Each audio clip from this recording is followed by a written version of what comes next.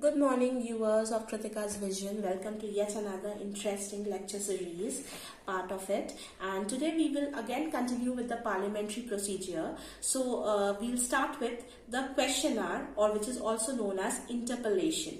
Now the first hour of a sitting in both houses is allotted for asking and answering of questions. That is both houses, again the houses of parliament and state legislature. So the first hour is given for asking questions and answering the questions. Therefore, it is called the question hour. So the purpose of the question hour is to obtain information on the matter of public importance. A question must not ordinarily exceed 150 words. A number has to give, and the member who is asking question has to give 10 clear days notice for asking that question.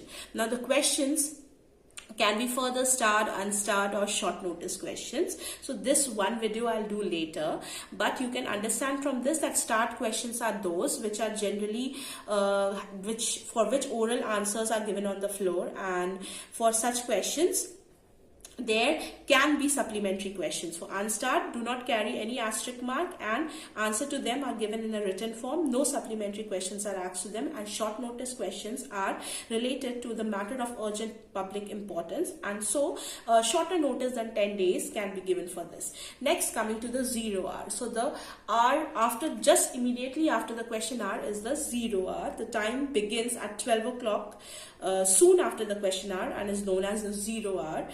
Usually at 1 o'clock the members go out for lunch, so the 0 hour therefore should not exceed for more than an hour. During this hour, members raise all types of questions. Sometimes generally they raise questions simply to gain publicity or just to embarrass the government. Okay, so most often it leads to unruly scenes in the particular house. Next, coming to the casting votes. So what are casting votes? Basically, when the Speaker of the Lok Sabha or the Chairman of the Rajya Sabha, they don't have this authority to give vote while any motion is kept to vote.